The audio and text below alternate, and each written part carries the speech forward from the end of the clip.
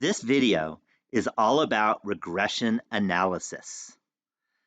What we're going to be talking about in this video are scatter plots, and that is a visualization of how to see a relationship between two quantitative variables by plotting the points and then looking for patterns. Then we'll talk about the correlation. That's something you might have heard before. Correlation, which we'll use the letter R, talks about how correlated is one variable to the other. In other words, how good a fit would a line be if you were to graph a line that best fit those scatter plot points? We'll also look at R squared, which turns out to be much deeper than just the square of R, and we'll talk about what that means. We'll run a hypothesis test for rho. Rho is the Greek letter for R, so it is the population correlation. And we want to find out, is there a correlation in the population or not for the two variables? Then we'll talk about correlation versus causation. This is a very common mistake people make in that they say, well, these two things are correlated, so if I make one happen, then I've made the other one happen too, because one makes the other happen. And that turns out to not be correct when it comes to statistics. So we'll talk about what you can and cannot say. Then we'll get into residuals and the regression line.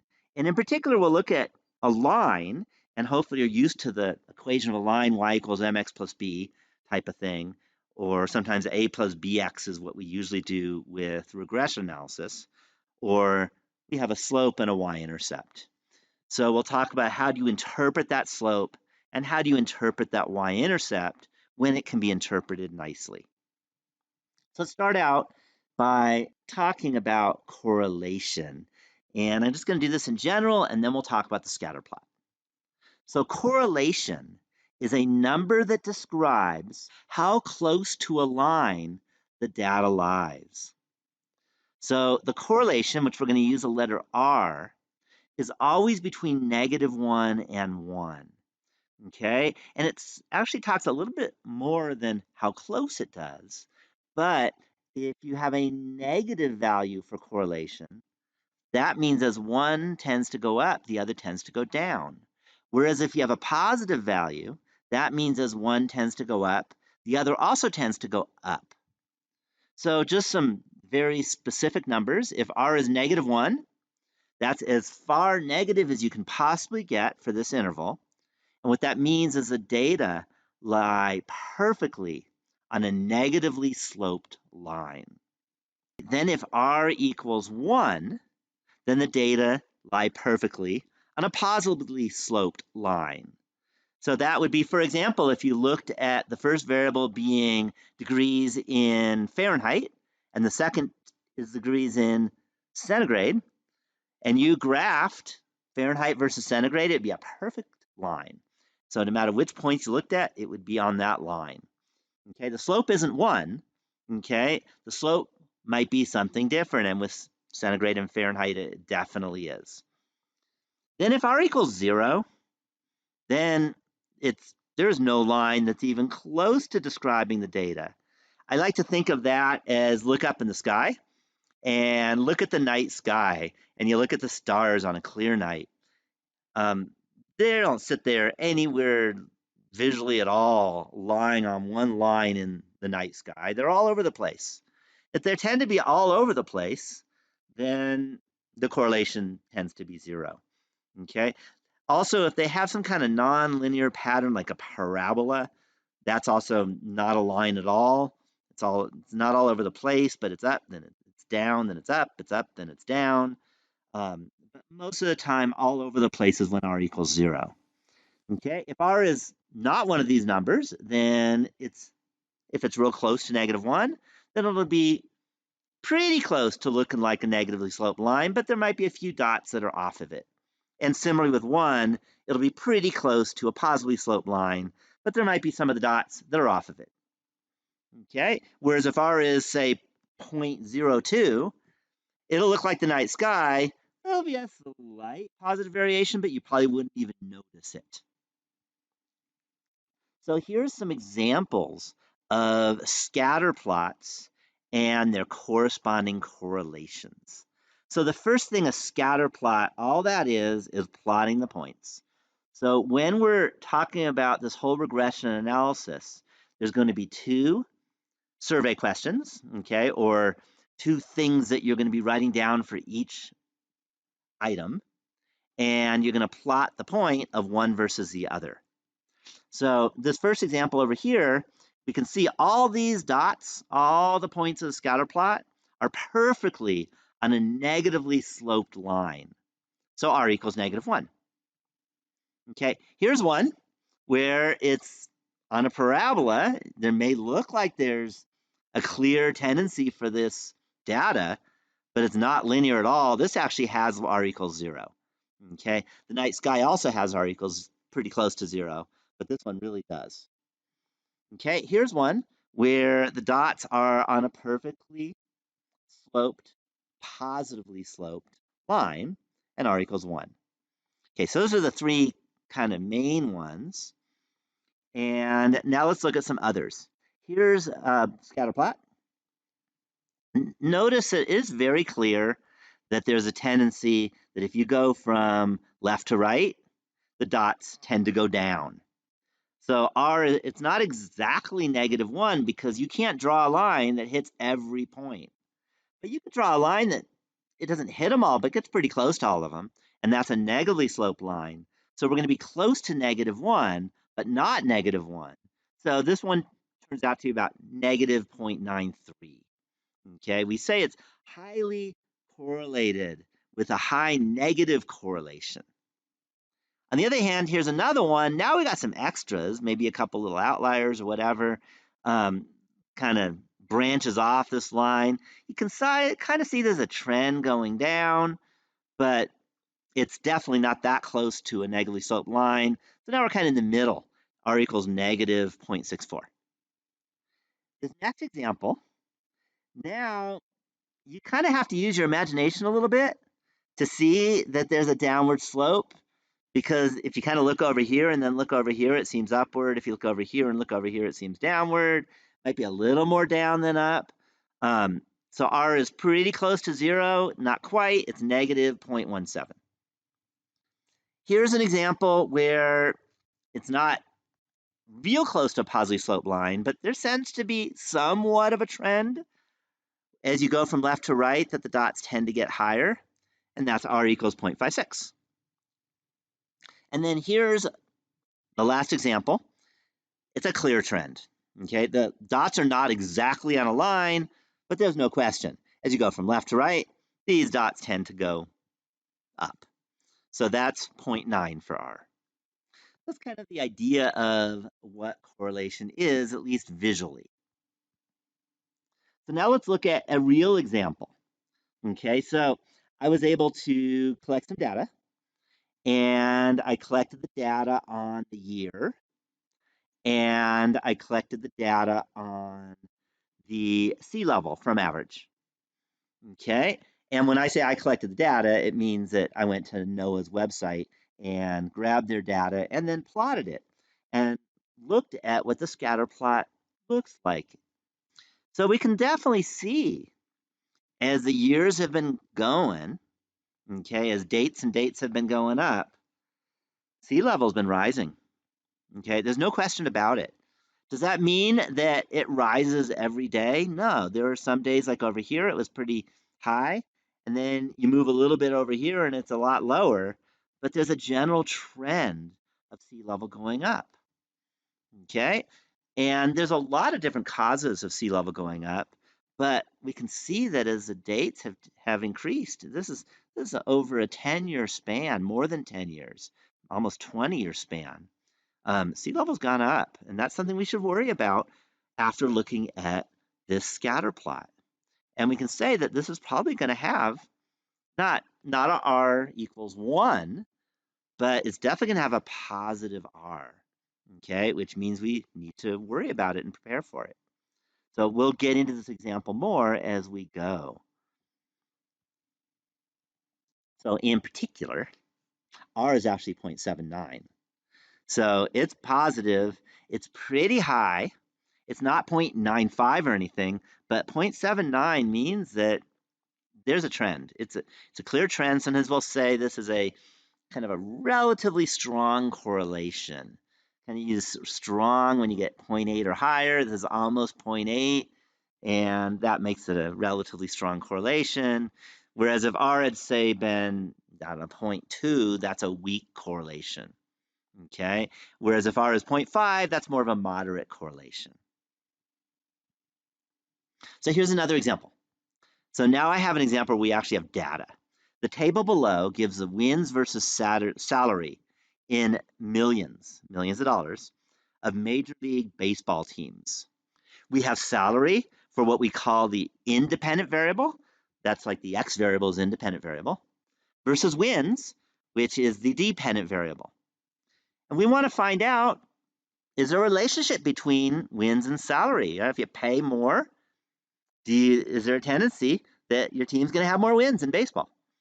Maybe, maybe not. And we'll see. Well, here's a table, and it's very hard from just looking at a table to know whether there's any kind of relationship from all these numbers. It's just a bunch of messy numbers all over the place. So what you want to do is you want to come up with the regression analysis about wins versus salary, which we're going to do in pieces. So next, we're going to be thinking about R squared. Okay, and yeah, it's pretty simple. You just take R and you square it, and that gives you R squared, but it's deeper. It's very deep. Okay, one thing is that R can be positive or negative. R squared is only positive. It can be 0, I guess, but can never be negative. And here's what it talks about, or here's what it tells you.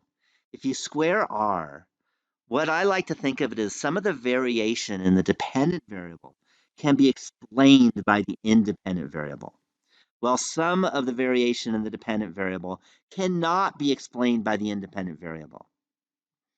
R squared is a proportion of variation in the dependent variable that can be explained by the independent variable. Now that can be a little confusing to read or to just hear.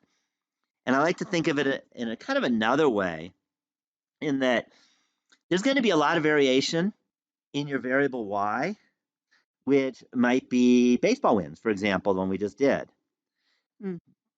Different teams have different number of baseball wins, clearly. But if you just look at teams that all pay about the same amount of salary for their players, then that variation will be decreased. And R squared gives you that percent, when you turn into percent, of decrease in that variation. So that's the idea of R squared, and we'll have lots of examples.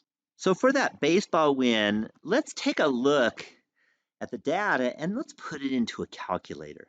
And then we can actually get that scatter plot. We're going to be able to get R, we're going to get R squared, and all kinds of other statistics that relate to regression analysis. So here's the calculator that we're all used to.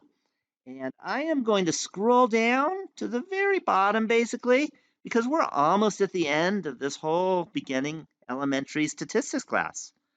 So we're almost there. So we're actually at number 24, regression analysis. And then click on that. And I'm going to scroll down a little bit. And we could plot the points one at a time. But I also programmed it so we can put all the X's in, all the Y's in, separated by commas, and then click plot all the points, and it'll give you the analysis. So I'm going to save you the time, and I'm just going to show you. I put in all the values of X for the salaries, and I put in all the values of Y for the baseball wins, and I hit plot points.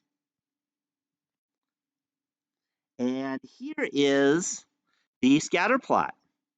And we can see that there seems to be a trend. It's not perfect. It's not right on the line. There's definitely ups and downs. But I definitely see that as the salary goes up, the baseball wins tend to also go up. I could do more. And I can look at R is 0.71, and R squared is about 0.51. So we now have our R squared value, and we can interpret it. Okay, notice R is 0.71. The sign of R is always the same as the sign of the slope of the best fitting line. We'll get into the equation of that line in a little bit. But we have in particular R squared is about 0.51. So let's go and interpret what R squared is all about. Okay, so our R squared was about 0.51. Here's our scatter plot, by the way. And we could say there's a large variation in the wins that teams get in a season, okay? Some teams win a lot, some teams don't win a lot. Big variation. But if we only look at the teams that all give about the same salaries, then this variation is on average decreased by 51%.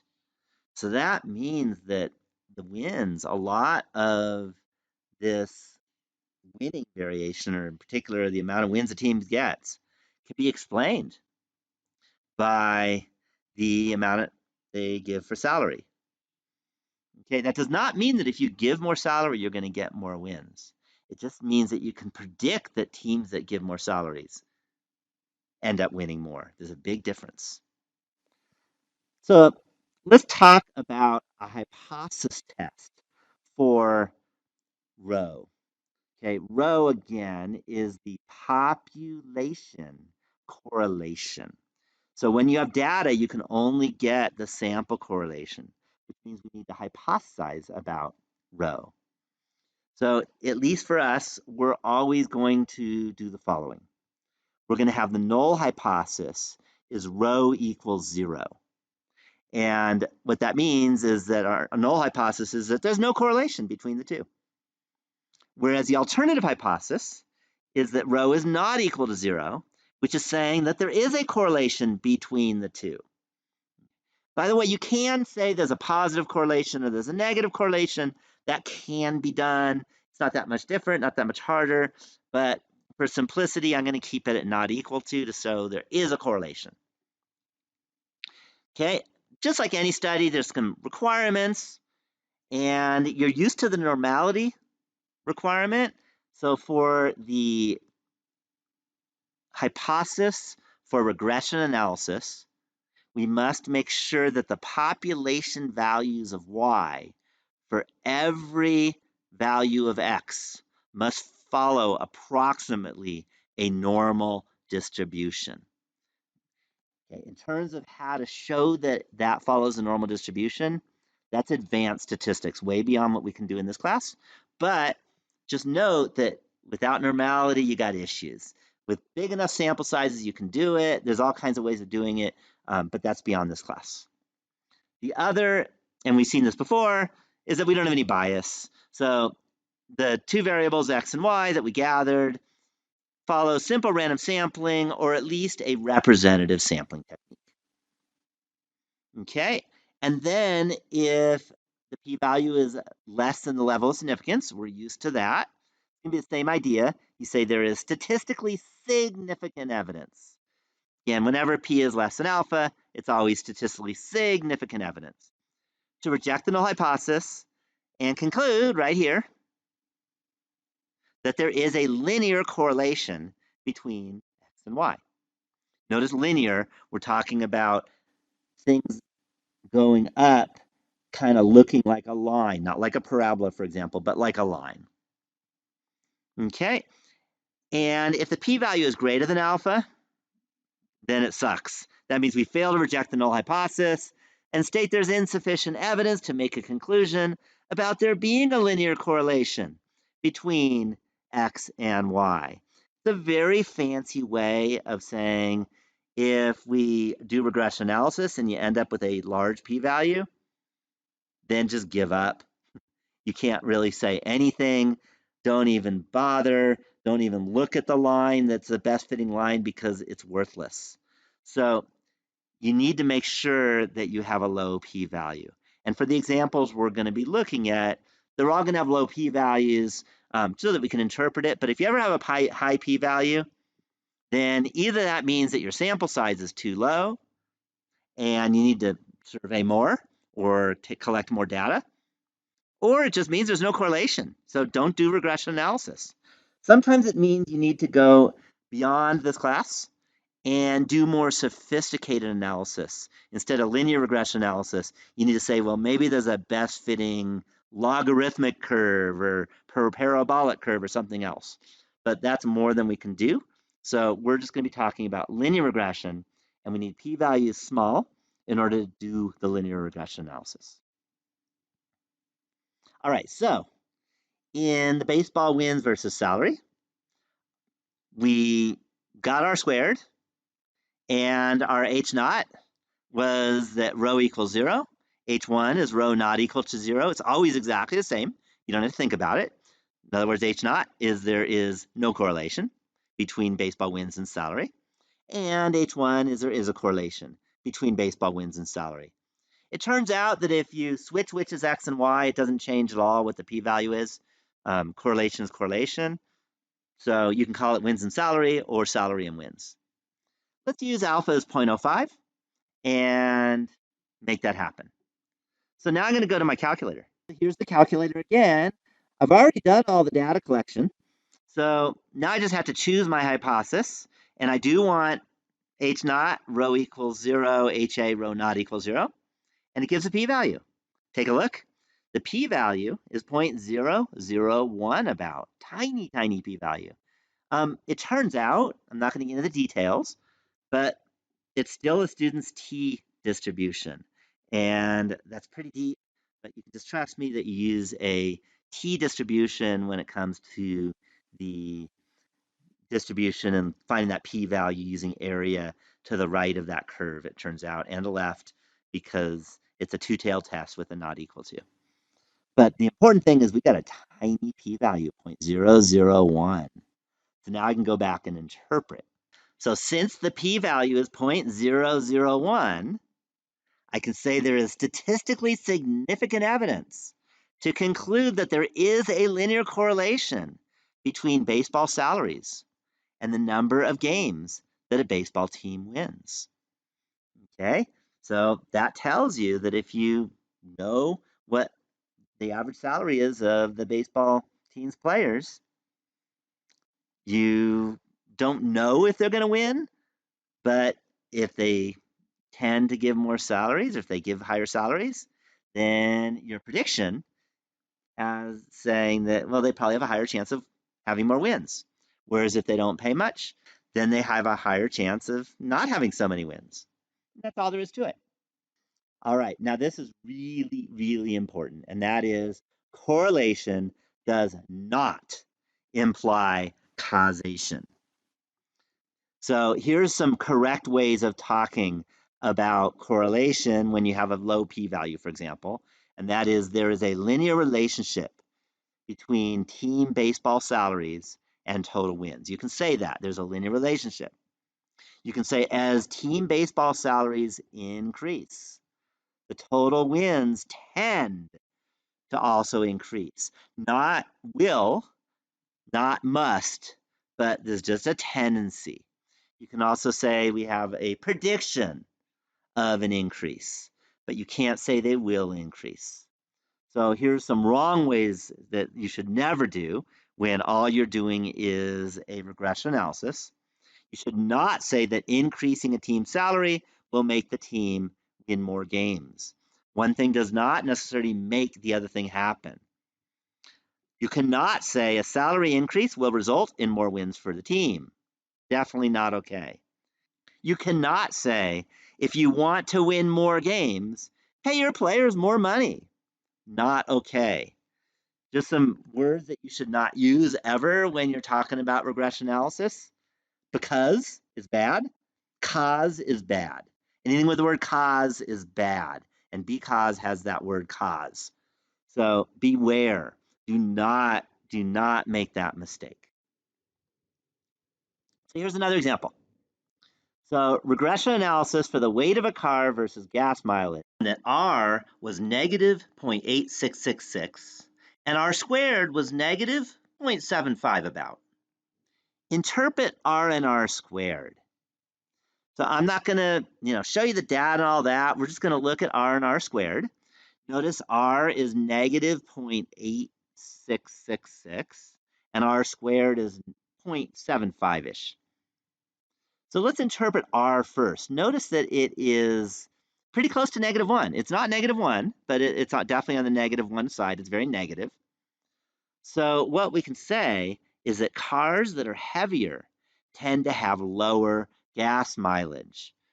Okay, so if the first variable is larger, which means heavier car, the second variable not will have, but tends to have lower gas mileage or tends to be smaller. Okay, r squared is 0.75, etc. I like to think of it as about 75%. So I could say there's a large variation in gas mileage of cars. But if we just look at cars that are all about the same weight, so we're going to fix the x variable to be a constant. So cars that are all about the same weight, then the variation on average decreases by 75%, because that's what r squared is, 75%. And that's how we make that interpretation. So here's another example, and now we have some data. The table below shows the violent crime rate and the percentage of citizens who attend church regularly. What can be concluded at the 0.05 level? So here's crime versus attending church. 85, 21, these are rates.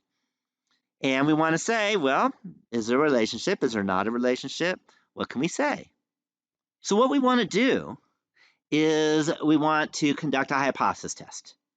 And like they're all going to be, H naught is rho equals 0. There is no correlation. H1 is rho is not equal to 0. That means there is a correlation. And now let's pop this right into our calculator. So here we go. Here's the calculator again. And to save some time, I put in the values separated by commas for x and for y. And I hit plot points. And it draws the regression line. And it shows the scatter plot. And it gives us all the information we need. Notice r is about negative 0.76 or so, and r squared is about 0.57. Okay, we also have a hypothesis test, and our p-value of the hypothesis test is 0.08. Okay, so now we can use all that and interpret it. So we had a p-value that was about 0.08, and if we're using 0.05, 8% is bigger than 5%. So when the p-value is larger than the level of significance, we say there is statistically insignificant evidence to make a conclusion that there is a correlation between violent crime rate and church attendance. So it could be the fact that our sample size is really small. Well, we have a sample size of 6. So you're not usually going to have any evidence with a sample size of 6. Or it might be there's no correlation. We just don't know. So we just say there's insignificant evidence. So the next thing we want to look at is what's called residuals. So if we have a scatter plot, and we want to look at kind of the best fitting line, then that means that if we look at all possible lines, and if I draw a line, and I look at the vertical distances from the line to the scatter plot's points, and it turns out I got to square them to make it positive and do some other math, then it will minimize the residuals, okay? Kind of the sum of the squares of residuals will be minimized by the best fitting line. That's a picture of this linear regression idea. So let's look at this line and let's talk about it. So the least squares regression line is the line that has the smallest sum of the squares of the residuals. Okay, we often put a y hat, okay, because it's not exactly y, it's not the value of y, it's our guess for y. So that's why we put a little y hat is equal to B naught plus B1x. Sometimes you'll write A plus BX. It really doesn't matter. It's a number plus a number times X, or the y-intercept plus the slope times X. So you notice that we have a line, and when you have a line, you want to think of the slope and the y-intercept. The slope is the rise over the run. The rise is a change in y, and the run is a change in x. And sometimes it's easy to let that change in x be 1, because that way you're not talking about fractions. So the slope is how much y tends to change when x changes by 1. A y-intercept, if you remember in algebra, that's when x is 0. So the y-intercept is our predicted value of y when x is 0. So let's look at an example. A study was done to look at the relationship between packs of cigarettes smoked per day and how long a person lives. The equation of the regression line is y hat equals 84 minus 3x. And I have some questions. Use the regression line to predict how long a person who smokes 4 packs a day will live. Also interpret the slope and interpret the y-intercept. Okay, so to use a regression line to predict how long a person who smokes 4 packs a day will live, we just plug in 4. So I take 84 minus 3 times 4, and I got 72. So that means that if someone smokes 4 packs a day, then our best prediction is that they'll live to age 72, okay, which is much younger than the average age of death, by the way. Interpret the slope. The slope is -3. Notice it's negative. So that can say that for every additional pack of cigarettes people smoke per day, they tend to die 3 years earlier. Okay, I don't smoke cigarettes. I'm no fool. Okay, and if you do, I recommend you stop smoking. Okay, that'll help you a lot more than this class if you just stop smoking, because smoking's not good for you. And all the statistics show it. It does not mean, by the way, that just the statistics tell you that smoking causes you to die younger. Okay, it is true that smoking can cause you to die younger, but really that comes from biology. Okay, so statistics help you see that there could be an issue, and then you go do the science, and that's very important. Okay, now let's look at the y-intercept. Well, if x is 0, that means you don't smoke. That's like me. I don't smoke cigarettes. So what we can say is the best prediction for how long non-smokers will live is 84 years. Okay, so again, you don't smoke. Yeah, means x equals 0, you're a non-smoker. Okay, so there's a nice little example of using a regression line. Here's another example. A realtor is looking at the relationship between the year and the population in thousands of people in South Lake Tahoe. The equation of the regression line is y hat equals -975 plus 1/2 x. Use the regression line to predict the population in the year 2030, interpret the slope, and interpret the y-intercept. So we just plug in 2030 in for x. And when I did that, I get -975 plus 1/2 times 2030, and I get 35. And this is in thousands, so we're going to predict that in my town, that in the year 2030, we'll have 35,000 residents in our town.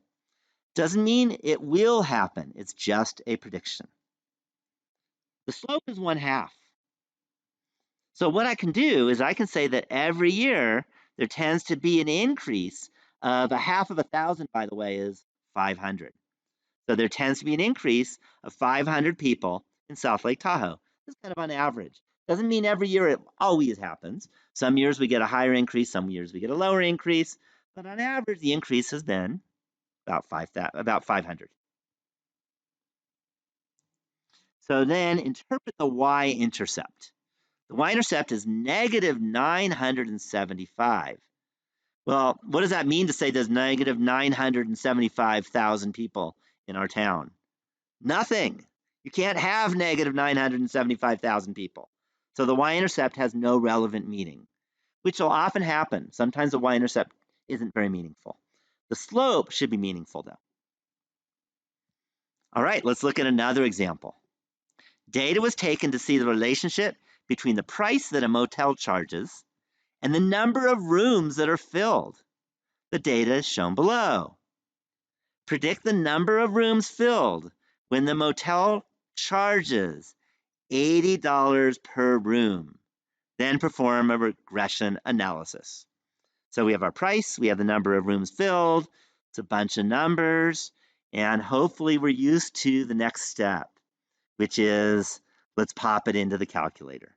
Here's the calculator again, and I saved you some time. So I just put in the values separated by commas for x, put in the values separated by commas for y, and I hit plot points. Take a look. This shouldn't be too surprising. You charge more money, then people aren't going to want to stay in your motel.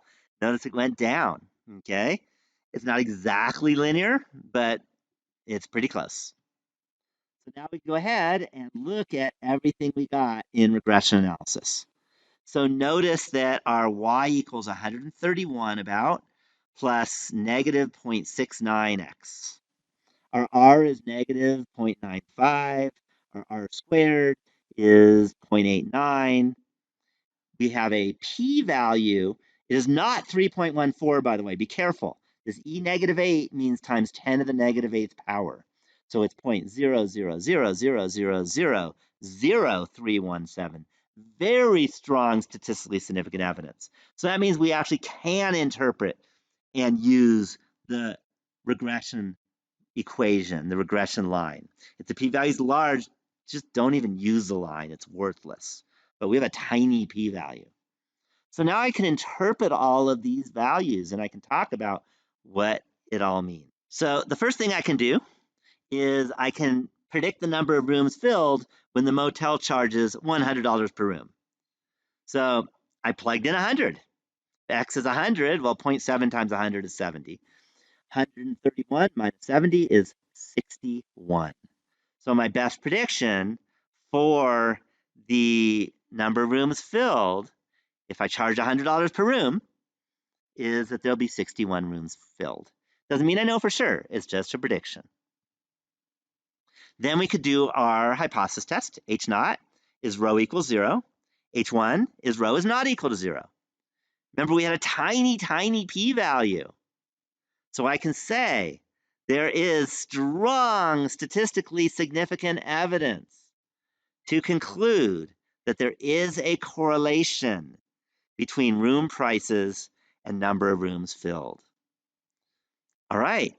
We can also talk about the slope. The slope is negative 0.7.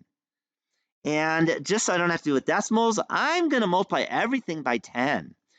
So if I take negative 0.7 over 1, multiply by 10, I get negative 7 over 10.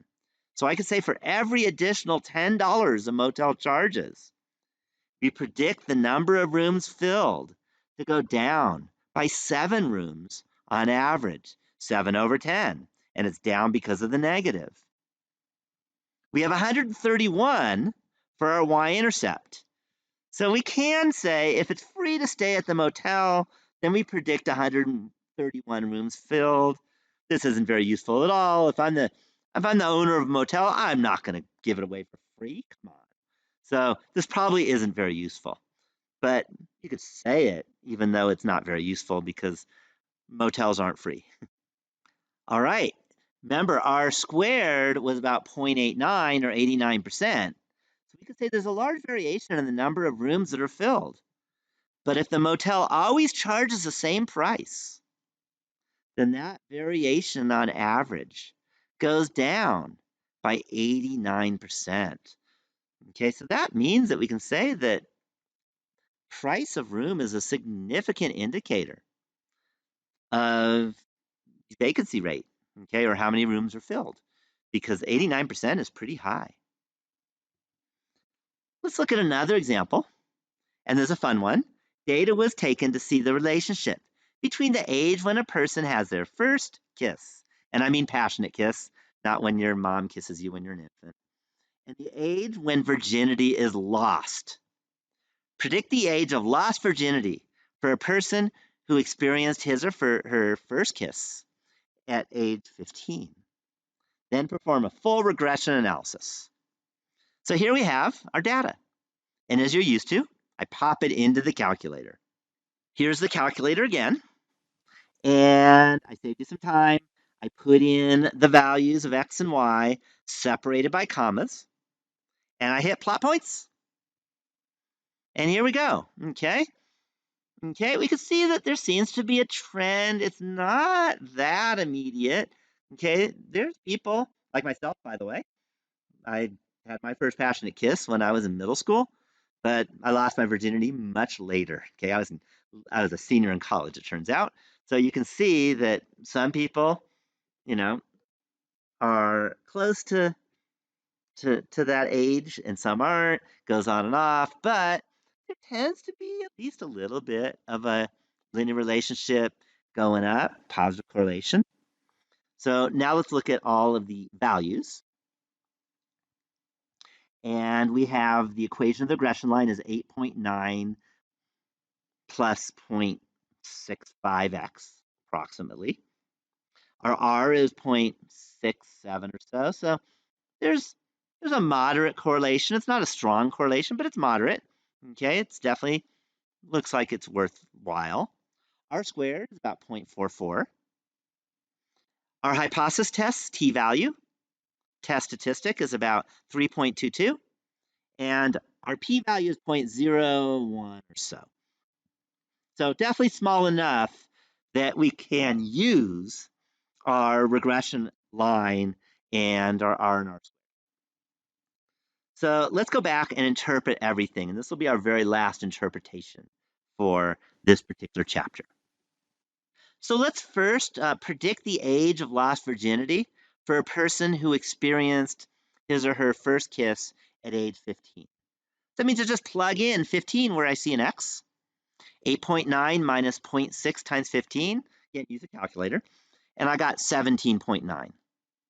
So that means that my best prediction for a person who got their first kiss, their first passionate kiss at age 15, is that they'll lose virginity just before they're 18 years old. Okay? That does not mean that we know they will lose virginity at that particular age. It's just a prediction. Okay? But that's our best prediction. The next step is to conduct the hypothesis test for correlation to see if this is even a useful endeavor. The next step is to conduct the hypothesis test. And as always, H naught is rho equals 0, and H1 is rho is not equal to 0. We found that our p-value was less than 0.007, and that's definitely small enough. Okay, no one would use a smaller level of significance than 0.007, typically 0.05 for something like this. This is sociology. So p is definitely small enough to reject the null hypothesis. So we can state there is strong statistically significant evidence to conclude that there is a correlation between age of first kiss and age of lost virginity. So next, let's interpret the slope of the regression line. The slope was positive 0.6. So what that tells us is that people who experience their first kiss 1 year later, so if you wait an extra year for that first kiss, people tend to lose their virginity on average 0.6 years later. Okay, so if you wait longer to have your first kiss, then it's kind of more likely that you're going to take longer to lose your virginity. Makes some sense. So now let's interpret the y-intercept, or see if we can interpret it. The y-intercept is 8.9. That means x equals 0, which means that the person was 0 years old when they experienced their first passionate kiss. That can't happen. Okay, 0 years old means you're being born. Okay, you don't get your first passionate kiss when you're being born. So this is a worthless number. It does not tell you anything. So in particular, I'm going to say the y-intercept has no practical meaning. Remember, it has no practical meaning if x equals 0 is not something that's meaningful, or if this y value is not meaningful. In our case, x equals 0 is definitely not meaningful. Okay, then finally, the very last piece of interpretation is to interpret that r squared of 0.44. So we can say is that there's a large variation in the age at which virginity is lost. But if we only look at people who all experience their first passionate kiss at the same age, then that variation of lost virginity age on average goes down by 44%. Okay, so notice that age, knowing what age they had their first kiss helps you understand when someone might lose their virginity, but it doesn't tell you for sure. 44% is, yeah, there's some reduction in variation, but there's still a lot of variation left. And that has to do with a lot of other things. So age of first kiss is not necessarily it when it comes to predicting lost virginity. It helps you some, but there's other things you probably want to look at too. Okay, and that's pretty much everything we need to know about regression analysis. We know how to understand the equation of the regression line and use it to predict something.